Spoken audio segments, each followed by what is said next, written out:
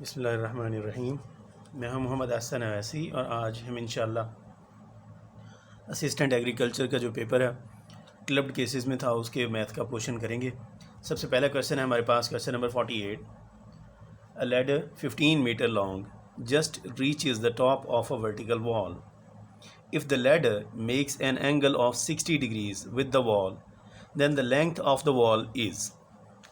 एक सीढ़ी है जो दीवार के साथ लगी हुई है। सीढ़ी की लेंथ है 15 मीटर। ये दीवार होगी, ऊपर सीढ़ी है, 15 मीटर की सीढ़ी है हमारी। 60 डिग्री का एंगल बनाती है विद द वॉल, दीवार के साथ जहाँ पे वो लग रही है वहाँ पे इसका एंगल है 60 डिग्रीज़ का। ठीक है, ये हमारी राइट एंगल ट्राइंगल बन गई। आगे वो कहता है लेंथ ऑफ द वॉल आप पता करें। इस लेंथ को मैं एक्स कह देता हूँ। वॉल की जो हाइट है जहाँ तक ये इसको टच करी है ये हमने पता करनी है। ट्रिग्नोमेट्रिक आइडेंटिटीज़ होती हैं साइन कॉस टेन, उसके हवाले से आप देख लें कि ये ऐसी कौन सी आइडेंटिटी है जिसमें इस एंगल के साथ वाली लेंथ और इंक्लाइंड लेंथ हमारी यूज़ हो रही होती है। साइन कॉस और टेन में से यहाँ पे कौन सी आइडेंटिटी यूज़ होगी? कॉज वाली आइडेंटिटी यूज़ होगी। कॉज के अंदर क्योंकि आ जाता है हमारे पास बेस और हाइपोटेन्यूज दोनों आ जाते हैं, तो यहाँ पे एंगल हमारा 60 डिग्री है। मैं इसको लिखूँगा cos of 60 degree is equal to base over hypotenuse होता है, मैं लिखूँगा एक्स ओवर हाइपोटेन्यूज की वैल्यू हमारी 15 है, 15 आ जाएगी। कॉस 60 की वैल्यू जो होती है हमारे पास, ये हमारा टेबल है जिसमें साइन कॉज और टेन की डिफरेंट एंगल्स की वैल्यू दी गई हैं। ये कॉज है और ये 60 डिग्री का एंगल है। 60 डिग्री पे कॉज की वैल्यू हमारे पास आ रही है 1/2। ये हमारे पास इसकी वैल्यू होगी 1/2, 1/2 is equal to x over 15। 15 यहाँ डिवाइड हो रहा है, उस तरफ जाएगा तो मल्टीप्लाई हो जाएगा। एक्स की वैल्यू हमारे पास क्या आ जाएगी? 15/2। हमारे पास ये ऑप्शन दिया हुआ है सी, ये हमारा राइट आंसर है। Question number 52। For what value of x, for what value of A actually है, क्वेश्चन के अंदर आता है ए की कौन सी वैल्यू हो तो ये सारा कुछ will be a perfect square. इसको परफेक्ट स्क्वायर बनाना है तो ए की कौन सी वैल्यू लिखे। ये जो हमारे पास इसने इक्वेशन दी है, जो हमें उसने अलजेब्रिक सेंटेंस दिया है, इसको कंप्लीट सेंटेंस कंप्लीट स्क्वायर बनाना हो, अगर हमने कंप्लीट स्क्वायर बनाने के लिए हमारे पास अलजेब्रा का एक बेसिक फार्मूला आप लोगों ने पहले भी कई बार पढ़ा होगा, a + b whole square is equal to a square plus 2ab plus b square. इसके जैसा बनाना है हमने इसको, इसकी राइट साइड के जैसा बनाना है, तो ये लेफ्ट साइड के जैसा बन जाएगा। मतलब लेफ्ट साइड पे हमें कंप्लीट स्क्वायर तब बनेगा जब राइट साइड के जैसा हमारी ये वाली चीज़ बन जाएगी। अब देखिए इसके अंदर कौन कौन सी चीज़ें हैं। पहली चीज़ है हमारे पास x, ये किसी न किसी चीज़ का स्क्वायर होनी चाहिए। ये किस चीज़ का स्क्वायर बन जाएगी? सिंपल x है, तो ये किस चीज़ का स्क्वायर होगा? ये इसको मैं लिख देता हूँ, ये x के स्क्वायर रूट का स्क्वायर बन जाएगा। ठीक है, ये अब ये किसी न किसी चीज़ का स्क्वायर बन गया। प्लस अब 2 आ गया, पहले कोई टर्म हो, ए और बी का मतलब इसके मुताबिक ये है कि ए का मतलब पहली टर्म, बी का मतलब दूसरी टर्म। यहाँ पे हमने 2ab हम दोबारा लिखने लगे हैं, तो यहाँ पे ए की जगह पे हमारी पहली टर्म आ जाएगी। पहली टर्म हमारी क्या है? एक्स स्क्वायर रूट, तो मैं इसको लिख देता हूँ x square root multiply by b, यानी कि दूसरी टर्म तो उसने हमसे पूछी हुई है, ए है वो हमारी, ठीक है ना। 2 multiply by x square root multiply by a आ जाएगा, और साथ में प्लस आ गया हमारे पास वही ए का स्क्वायर। ठीक है, अब यहाँ पे ये वाली जो चीज़ हमारी बन रही है, ये फॉर्मूले के मुताबिक यहाँ पे 2 multiply by x square root multiply by a आना चाहिए, लेकिन यहाँ पे उसने क्या बताया हमें? 1/4 एक्स स्क्वायर रूट, ये हमने उसने बताया हुआ है। तो मतलब ये चीज़ एग्जैक्टली इसकी चीज़ के इक्वल बनेगी, तब जाकर ये कंप्लीट स्क्वायर बनेगा। ठीक है, तो इसको इसके इक्वल मैं कर देता हूँ, 2 multiply by x square root multiply by a is equal to 1/4 x square root, 1/4 x का स्क्वायर रूट। ठीक है, ये इसके इक्वल आ गया। अब मैं इसको क्या करता हूँ, ए की वैल्यू निकालनी है, तो 2x स्क्वायर रूट जो है यहाँ पे हमारे पास डिवाइड हो रहा है, उस तरफ जाएगा तो मल्टीप्लाई हो, ये मल्टीप्लाई हो रहा है, उस तरफ जाएगा तो डिवाइड हो जाएगा। मैं इसको किस तरह लिख देता हूँ, ए यहाँ पे हमारा ऐसे का ऐसे रह जाएगा, उस साइड पे जाएगा तो हमारे पास बन जाएगा, ये बन गया हमारे पास 2x स्क्वायर रूट। यहाँ पे ए के साथ मल्टीप्लाई हो रहा था, इस तरफ आया तो डिवाइड हो गया। तो ओवरऑल हम इसको कह सकते हैं कि एक्स स्क्वायर रूट के साथ ये एक्स स्क्वायर रूट कैंसिल हो जाएगा। हमारे पास फाइनली क्या रह गया? यहाँ पे 1/2 है, यहाँ पे 1/4 है, दरमियान में मल्टीप्लिकेशन का साइन है, तो a की वैल्यू हमारे पास क्या आ गई? 1/2 मल्टीप्लाई बाय 4, ये 8 बनता है, तो a की वैल्यू हमारे पास 1/8 बन गई है। यही हमारा फाइनल आंसर है। Question number 62। The average height of 5 pupils is 68 inches. If one 70 inches and the other 3 are 76 inches, then what is the height of 5th pupil? एक क्लास के अंदर टोटल 5 बच्चे हैं, उनकी एवरेज हाइट उसने हमें बता दी है 68 इंचज़ है, 68 इंचज़ है। उन 5 बच्चों में से एक बच्चे की हाइट 70 इंच है, 3 की हाइट है 76 इंच। 3 की ये होगी, 1 की ये होगी, 3 और 1 4 बनते हैं। 5वां जो बच्चा है उसकी एक्चुअल हाइट वो हमसे पूछ रहा है, वो हमने निकालनी है। तो एवरेज का फॉर्मूला हमारे पास होता है average is equal to sum of quantities over total number of quantities.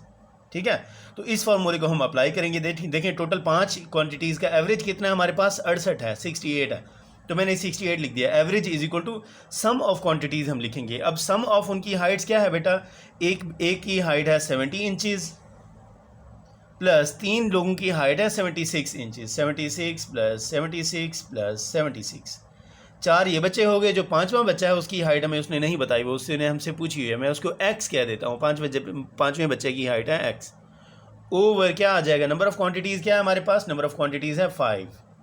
ठीक है, यही 5 इस तरफ डिवाइड हो रहा है तो उस तरफ मल्टीप्लाई हो जाएगा, और ये 70 76 76 76 इसको मैं प्लस कर दूंगा तो ये आ जाता है हमारे पास। इन सबको प्लस किया 298 बन गया। ये 5 इस तरफ डिवाइड हो रहा था, उस तरफ जाकर 68 के साथ मल्टीप्लाई किया तो 340 बन गया हमारे पास। अब ये 298 एक्स के साथ यहाँ प्लस हो रहा है, दूसरी तरफ ले जाएंगे तो माइनस हो जाएगा। 340 minus 298 is equal to x. X क्या है, हमारी 5वें बच्चे की हाइट है, तो 5वें बच्चे की हाइट यहाँ से हमारे पास आ जाती है 42 इंचज़। ये हमारा फाइनल आंसर है। Question number 77, a sum of money at a simple interest amounts to 815 in 3 years and to rupees 854 in 4 years. The sum is, कोई अमाउंट है सिंपल इंटरेस्ट पे दी है, सूद पे दी है, 3 साल बाद वो टोटल अमाउंट 815 बन गई, मतलब एक्चुअल अमाउंट भी और 3 साल का जो मुनाफा है वो भी मिलाकर टोटल 815 बन गई है, और 4 साल गुजरने के बाद 854 रुपये बन गई है, 854 बन गई है। तो एक्चुअल अमाउंट कितनी थी, जो 3 साल बाद इतनी बनी, 4 साल बाद इतनी बनी, एक्चुअल अमाउंट कितनी थी, ये उसका क्वेश्चन है। हम इसको सॉल्व करते हैं। देखें A3 में कह देता हूँ 3 साल की टोटल अमाउंट है, वो कितनी है 815, और A4 मैं इसको कहता हूँ 4 साल की टोटल अमाउंट है, वो कितनी है 854। ठीक है, 3 साल की टोटल अमाउंट और 4 साल की टोटल अमाउंट, इसमें फ़र्क क्या है, 1 साल का एक्स्ट्रा इंटरेस्ट लगा। 3 साल की टोटल अमाउंट थी, फिर उसमें 1 साल का इंटरेस्ट लगा तो 4 साल की टोटल अमाउंट बन गई, तो वही इंटरेस्ट हम निकाल लेते हैं। ठीक है ना, तो मैं क्या करता हूँ A4 में से A3 को माइनस कर देता हूँ, 4 साल के अमाउंट में से 3 साल की अमाउंट निकालता हूँ, 1 साल में जितना उसको एक्स्ट्रा इंटरेस्ट लगा वो हमारा निकल आएगा 854 है, उसमें से मैं निकालता हूँ 815 को, ये निकाला तो हमारे पास आंसर आया 39 उसका एक्चुअली इंटरेस्ट है जो उसको 1 साल के अंदर इंटरेस्ट लगा। अब ये जो 3 साल की टोटल अमाउंट है A3, जो 3 साल की टोटल अमाउंट है, ये किस तरह हमारे पास निकली, जो 3 साल की टोटल अमाउंट है एक्चुअली ये प्रिंसिपल अमाउंट जो एक्चुअल हमारी अमाउंट थी उसके अंदर 3 साल की अमाउंट है ना, मतलब 3 बार उसका इंटरेस्ट लगा, 3 बार इंटरेस्ट को हमने प्लस कर दिया एक्चुअल अमाउंट में, तो हमारे पास ये आ गई, हमारे पास टोटल फुल अमाउंट 3 साल की टोटल अमाउंट आ गई। तो A3 की वैल्यू क्या है हमारे पास 815 है, is equal to principal amount क्या थी जो हमने दी थी वही तो हमने पता करनी है, P मैं वैसे का वैसे लिख दूंगा, plus 3 multiply by I, 3 times of interest. Interest की अमाउंट क्या है 39 है, तो 39 को हम 3 से मल्टीप्लाई कर देंगे। 3i की वैल्यू में निकालने लगा हूँ, 3i की वैल्यू है 39 मल्टीप्लाई बाय 3, ये आता है 117। ये आगे हमारे पास 3i की वैल्यू 3 टाइम्स इंटरेस्ट, इसकी वैल्यू 117 बनती है, मैं यहाँ पे लिख दिया 117। तो P की वैल्यू निकालनी है तो 815 में से 117 में माइनस कर दूंगा, हमारे पास 815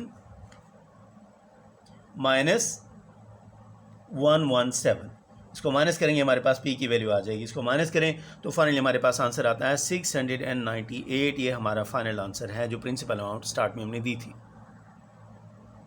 question number 78, if 2 times A is equal to 3 times B and also equals to 4 times of C, then A ratio B ratio C is.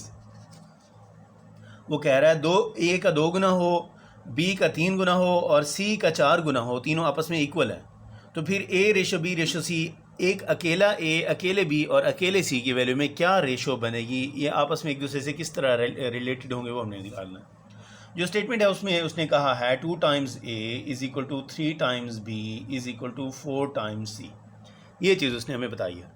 हम क्या करते हैं, पहले A और B का रिलेशन हम यहाँ पे लिख देते हैं। 2A is equal to 3B है ना, ए रेशो बी हम निकाल लेते हैं, ए ओवर बी आ जाएगा, बी इस तरफ मल्टीप्लाई हो रहा है ना, इस तरफ आएगा तो डिवाइड हो जाएगा, ए ओवर बी की वैल्यू हमारे पास बन जाएगी, यहाँ पे 3 है पड़ा, 2 यहाँ मल्टीप्लाई हो रहा है, इस तरफ आएगा तो डिवाइड हो जाएगा, 3/2 बन जाएगा।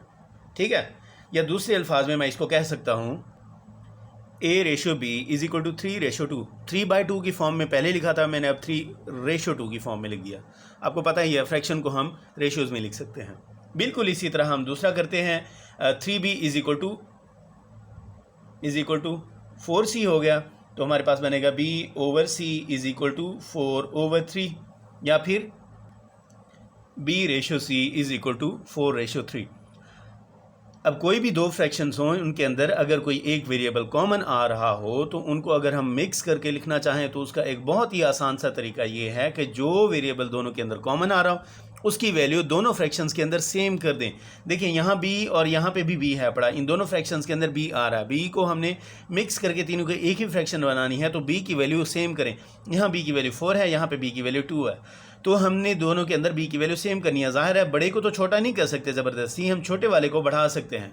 ठीक है ना, मैं क्या करता हूँ, इस पूरी फ्रैक्शन को b a रेशो b को मैं 2 से मल्टीप्लाई कर देता हूँ, मल्टीप्लाई बाय 2। जब ये b वाली वैल्यू भी 2 से मल्टीप्लाई होगी, ये 4 बन जाएगी, यहाँ पे भी b की वैल्यू 4 है, ये भी 4 बन जाएगी। तो इस तरह हम मिक्स करके इसको सिंगल फ्रैक्शन लिख देंगे।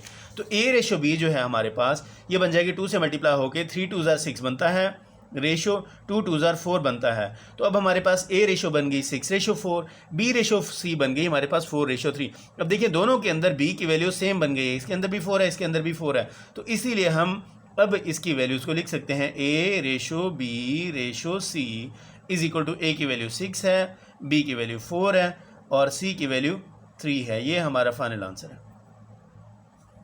Question number 80, if Gauhar's salary is 25% less than Babar's salary, then how many percent Babar's salary is greater than Gauhar's?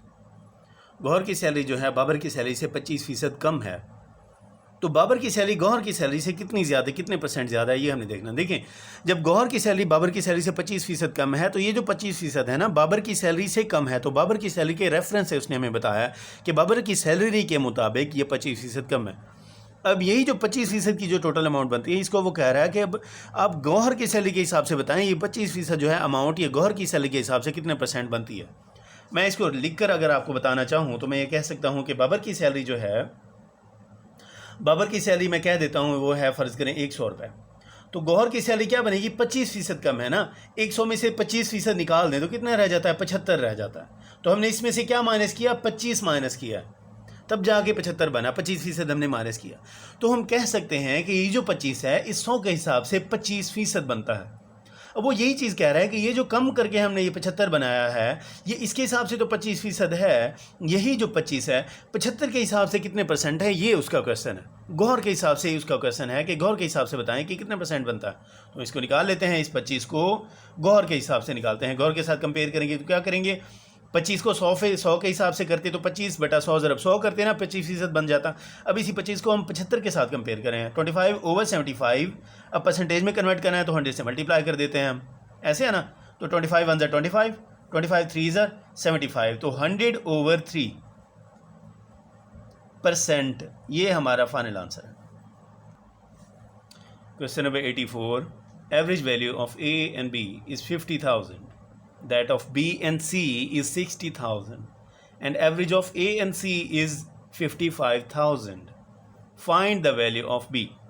A और B दो वैल्यूज़ हैं, उनका एवरेज 50,000 बनता है। B और C दो वैल्यूज़ हैं, उनका एवरेज 60,000 बनता है। A और C दो वैल्यूज़ हैं, उनका एवरेज 55,000 बनता है। ये हमें गिवन क्वेश्चन में दिया गया है। A और B का एवरेज है 50,000, मैंने लिख दिया A + B / 2। एवरेज का फॉर्मूला यही होता है ना, sum of quantities over number of quantities. A + B / 2, इसका एवरेज जो है वो 50,000 है, तो 2 इस तरफ डिवाइड हो रहा है, उस तरफ जाएगा तो मल्टीप्लाई हो जाएगा 50,000 के साथ, तो A + B = 100,000 बन जाएगा, यानी कि 1 लाख। बिल्कुल इसी तरह B + C का एवरेज था 60,000, तो B + C क्या बनेगा, 2 इस तरफ डिवाइड हो रहा है, उधर जाएगा तो मल्टीप्लाई हो जाएगा, हमारे पास 1,20,000 बन गया। तो C + A, C और A का एवरेज वो कह रहा है 55,000 है, तो मैं लिख दूंगा इसको C + A / 2 = 55,000। C + A की वैल्यू क्या आ गई, 110,000। ठीक है, हमारे पास A + B की वैल्यू आ गई, B + C की वैल्यू आ गई, C + A की वैल्यू आ गई। हमारे पास ये 3 इक्वेशंस हैं, हम इन तीनों इक्वेशंस की लेफ्ट साइड और राइट साइड को आपस में प्लस कर देते हैं। ये हमारे पास बन जाएगा ओवरऑल हमारे पास बनता है a प्लस बी हमने लिख दिया plus b plus c plus a। Left side को भी हमने प्लस कर दिया, राइट साइड पे भी इनकी जो क्वांटिटीज़ हैं 1 लाख है, 1,20,000 है और 1,10,000 है। तीनों को जब हम प्लस करेंगे तो टोटल ओवरऑल हमारे पास बनता है 3,30,000। ये हमारे पास बन गई लेफ्ट साइड पे और राइट साइड पे। अब लेफ्ट साइड पे आप देखें तो a भी 2 बार आ रहा है, b भी 2 बार है और c भी 2 बार है, तो हमारे पास ये बन जाएगा 2a plus 2b plus 2c is equal to 330,000। तो यहाँ पे देख लें 2 इन सब के अंदर कॉमन आ रहा है, तो 2 को मैं कॉमन ले लूँगा। 2 को मैंने कॉमन ले लिया और अंदर मेरे पास रह गए a प्लस बी प्लस सी। बस मैंने इनकी तरतीब को आगे पीछे कर दिया, b मैंने पहले लिख दिया, c और a मैंने बाद में लिख दिया। यहाँ पे ये देखें 2 यहाँ पे डिवाइड हो रहा है, इस तरफ जाकर 3,30,000 के ऊपर डिवाइड हो जाएगा। ये 2 इस तरफ चला जाएगा, इसके ऊपर जाकर जब डिवाइड होगा तो ओवरऑल हमारे पास बन जाएगा b plus c plus a is equal to 3,30,000 है। 2 पे जब डिवाइड होगा ये हमारे पास आएगा आंसर 1,65,000। यहाँ पे देखें सी प्लस ए आ रहा है हमारे पास, सी प्लस ए की वैल्यू यहाँ पे हमने निकाली हुई है, कितनी है 1,10,000। यही वैल्यू मैं यहाँ पे पुट कर देता हूँ। देखें सी प्लस ए यहाँ पे प्लस हो रहा है ना, इसकी वैल्यू दूसरी तरफ जाएगा तो ये यहाँ पे इसकी वैल्यू क्या है हमारे पास 1,10,000 है। इसको जब मैं दूसरी तरफ ले जाऊँगा, यहाँ पे ये सी प्लस ए प्लस हो रहा है ना, दूसरी तरफ जाएगा तो ये माइनस हो जाएगा, तो इसकी वैल्यू क्या है हमारे पास 1,10,000 है। तो मैं ये लिख दूँगा, ये इस तरह हमारे पास बन जाएगा सी प्लस ए की वैल्यू इस तरफ आ गई। वो क्या थी 1,10,000, 1,65,000 में से 1,10,000 आप माइनस कर दें तो 55,000 आपके पास आंसर आ जाता है। लेफ्ट साइड पे आपके पास बी ही था तो बी की वैल्यू आ गई 55,000। यही उसने हमसे पूछा था, find the value of b, वो हमने निकाल ली है।